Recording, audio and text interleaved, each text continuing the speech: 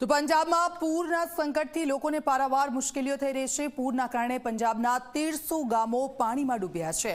બિયાર, સતલજ અને રાવી નદીએ પંજાબને પાણી કર્યું છે। અત્યાર સુધીમાં પંજાબમાં 30 લોકોના મોત થયા છે।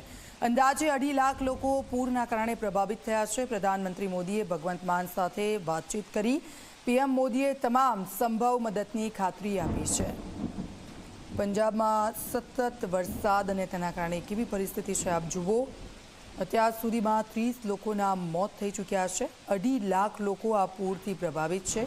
કેટલાક લોકોને હેલિકોપ્ટરથી રેસ્ક્યુ કરવામાં આવી રહ્યું છે, કારણ કે એ નીચાણવાળા વિસ્તારોમાં આવતી તમામ જે સોસાયટીઓ છે, સાથે સાથે નદી કિનારાના વિસ્તારોમાં આવતી સોસાયટીઓ છે કે જ્યાં સંપૂર્ણપણે પાણીમાં ગરકાવ થઈ ગઈ છે અને લગભગ કેટલાય સમયથી આ પરિસ્થિતિ છે તેમની, અને તે લોકો પાણીની વચ્ચે રહેવા માટે મજબૂર છે। ખાવા પીવાના ફાંફા પડી ગયા છે તેના લોકોને।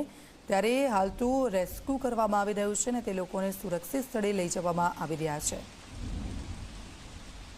ચિંતા વધી ગઈ છે, કારણ કે 2.5 લાખ લોકોને સીધી અસર આ વરસાદને કારણે થઈ છે।